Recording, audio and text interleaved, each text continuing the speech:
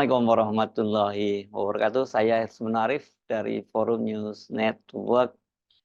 Rencana dari Menko PMK Muhadjir Effendi untuk memasukkan para penjudi online ini dalam DTKS atau data terpadu kesejahteraan sosial atau mereka-mereka ini yang akan mendapatkan daftar mereka yang akan mendapatkan bansos itu tidak hanya ditentang dari kalangan internal tapi juga dari kalangan eksternal.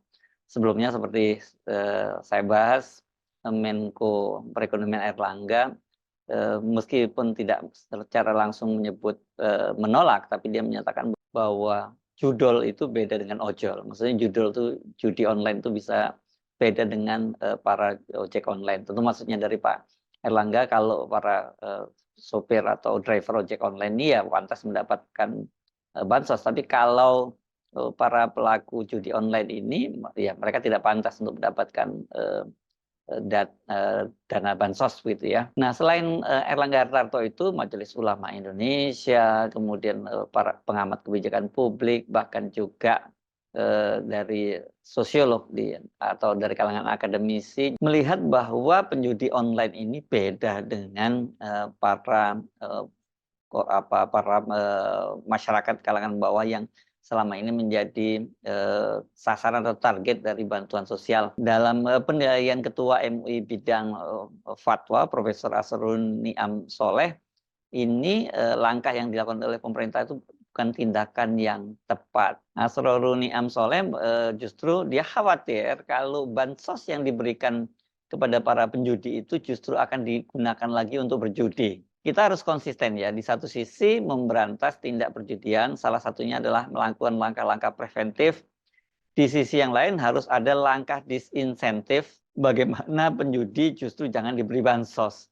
Tentu maksudnya disinsentif itu ya semacam dalam tanda petik hukuman sosial gitu ya, dengan tidak diberikan bansos. Kalau mereka diberikan bansos nanti ya ini semacam ada justifikasi, dan yang lebih parah lagi kemudian kalau bansosnya, dana bansosnya itu digunakan untuk penjudi. Saya kira ini memang kekhawatiran tidak berlebihan ya. Karena memang para penjudi ini persis seperti dikatakan oleh pengamat kebijakan publik Guru Besar Rahadiansah, ini pengamat kebijakan publik dari Trisakti, dan juga seorang sosiolog dari Universitas Erlangga, Bagong Suyanto. Ini mereka ini seperti orang yang kecanduan atau addictive ya. Jadi susah kalau orang yang sudah adiktif itu kemudian mereka malah dapat bantuan. Jadi sebenarnya keduanya justru sepakat kalau orang-orang ini yang pelaku judi online itu direhabilitasi, bukan malah didapat bantuan bansos. Karena kalau persoalan kecanduannya itu tidak disembuhkan dan mereka mendapat bansos, ya itu tadi dikhawatirkan justru dana bansos yang diterima oleh mereka itu digunakan oleh judi lagi. Karena seperti saya sebut sebelumnya, ini memang banyak penjudi ini seperti orang yang kecanduan narkoba, bahkan mungkin lebih parah gitu ya. Karena mereka ini ketika kehabisan dana, mereka juga bisa menjual segala macam barang yang ada di rumah.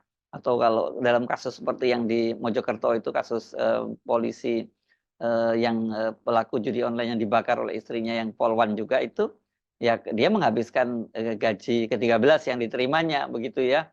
Dan itu banyak kasus semacam itu. Jadi kalau mereka itu kemudian diberi uang atau bansos, ya mereka akan judi lagi. Menurut Profesor Asrul Niam Soleh itu, ini kata dia, para pelaku judi online itu kata dia itu berbeda dengan pinjaman online. Tapi jangan lupa ya, karena pelaku judi online itu juga bisa terjebak dalam pinjaman online ya. Ketika dia tidak punya duit lagi, dia bisa cari dana yang mudah itu dengan pinjol. Tapi kalau menurut Profesor Asrul Niam itu dalam kasus pinjol itu terdapat sejumlah penyedia layanan yang melakukan kecurangan dan menyebabkan penggunanya tertipu lalu menjadi korban. Kalau tahu uangnya terbatas untuk kepentingan bansos, prioritaskan justru orang yang mau belajar, orang yang mau berusaha, orang yang gigih di dalam mempertahankan kehidupnya. Tetapi karena persoalan struktural, dia tidak cukup rezekinya. Itu kata Asrorul ini dikutip dari Antara ya. Dan ini saya kira yang dimaksud tentu saja pemerintah ya. Karena kalau pemerintah ini sekarang kan juga mengeluhkan gitu bahwa dana bansosnya itu sudah mulai berkurang. Ini sih pasti ada kaitannya juga dengan dana bansos yang kemarin banyak dihambur-hamburkan untuk pilpres ya, untuk kemenangan pendukung putranya Pak Jokowi ya. Tapi oke lah, kemudian pemerintah sekarang kan kekurangan anggarannya itu. Nah, kalau kemudian digunakan untuk membantu orang-orang yang mencandu judol, judi online ini seperti dikhawatirkan oleh Profesor Asrul Naim Soleh itu, ya mereka itu nanti malah seperti merasa dapat pembenaran karena disupport gitu ya. Jadi seperti tadi saya sampaikan, Profesor Asrorun juga menyatakan bahwa orang judi itu seperti para pencandu narkoba gitu, sama-sama mencandu ini sesungguhnya gitu ya. Ini saya kira ya, ini bahwa kemudian disalahgunakan, bahwa kalau dapat bansos dapat disalahgunakan itu tidak asal asal nuduh ya, karena seperti dikatakan oleh pengamat kebijakan publik Trubus Rahadiansah, dia punya datanya, dia punya penelitiannya soal ini. Banyak di antara penerima bansos itu yang justru menggunakan dananya untuk judi online tadi. Jadi kata Trubus, justru pemerintah itu gagal untuk mendata atau menseleksi terhadap penerima bansos, terutama yang tercantum dalam data terpadu kesejahteraan sosial atau DTKS. Para penerima bansos itu banyak juga kok yang bermain judi online. Ini kan juga tidak diketahui kalau ada penyalahgunaan bansos yang diterima. Itu kata Trubus seperti diwawancari oleh Kompas. Trubus juga menjelaskan para penerima bansos yang menerima bantuan tersebut malah menyalahgunakannya untuk bermain judi online. Permasalahannya, ini kata Trubus, belum sama sekali ditangani oleh pemerintah dalam penanggulangan maraknya judi online ini. Oh, ini ternyata bukan saya kutip dari Kompas, tapi saya kutip dari Sindonews ya. Ya, ini. Nah, kata dia justru harusnya ini, kata dia, ada penerima bansos yang disalahgunakan untuk bermain judi online, justru malah tidak diutak-atik dan dibiarkan saja oleh pemerintah. Kategorinya ini jelas-jelas penyalahgunaan bansos. Nah, penanganan para pelaku judol ini atau judi online ini menurut Trubus sebaiknya bukan dengan diberikan bansos. Kata dia, penanganan korban judol ini sebaiknya disamakan dengan para pencandu narkoba. Jadi karena judi itu memang addicted ya, addicted. Jadi pencandu, dan ya kalau para pelaku pecandu korban kan juga kemudian mereka itu direhabilitasi. Ada beberapa yang ditahan, tapi banyak yang kemudian ketika mereka hanya pengguna saja, ya mereka akhirnya direhabilitasi. Nah, kalau Bagong Kusyanto ini menyatakan bahwa banyak sekali para pelaku judi online ini sebenarnya tadinya dia terpapar oleh judi online di internet, kemudian mereka mencoba-coba dan kemudian menjadi ketergantungan atau kecanduan. Nah, ini kecanduannya itu kalau para penjudi, pencandu narkoba itu kan kemudian mereka ada ketergantungan, ada merasa keinginan terus menggunakan narkoba. Kalau judi online ini, ya para pemainnya itu terus berspekulasi dan berharap bisa mendapat banyak keuntungan. Seperti saya sebutkan, biasanya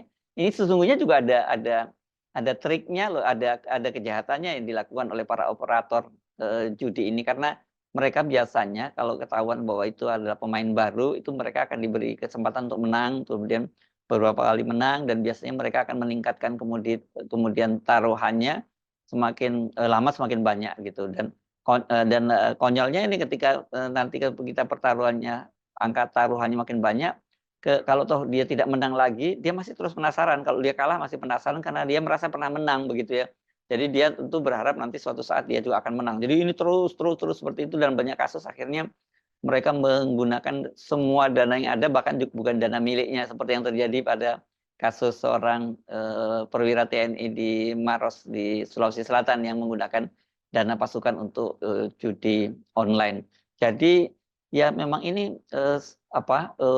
memang perlu hati-hati ya keputusan pemerintah untuk memberikan bansos kepada para penjudi online ini.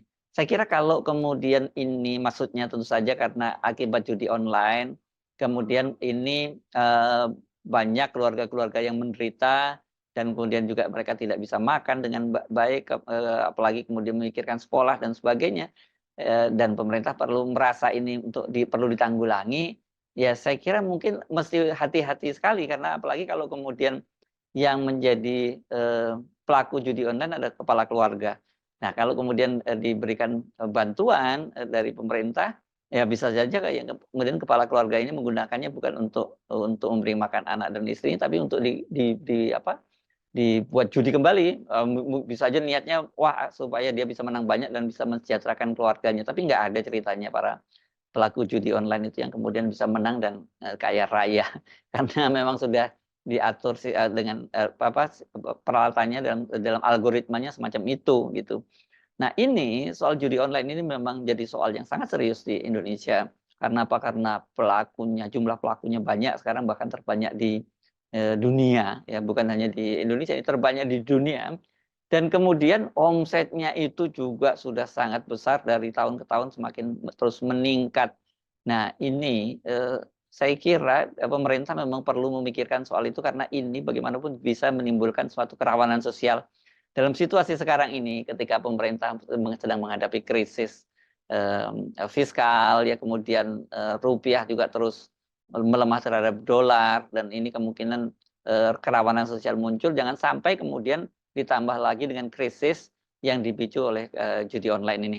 Karena kalau sekarang ini disebutkan oleh Kominfo bahwa pecandu judi online ini mencapai 2,7 juta orang, atau sekitar 1% dari total 270 juta penduduk kita, itu kan berarti kalau dikalikan 4 saja dalam satu keluarga, yaitu angkanya di atas 10 juta, bisa 11 juta lebih mereka yang kemudian menjadi korban ini, dan ini adalah rawan untuk kerusuhan-kerusuhan sosial, apalagi ketika pemerintah kemudian menghadapi situasi yang tidak bisa dikendalikan berkaitan dengan krisis ekonomi sekarang yang sedang terjadi.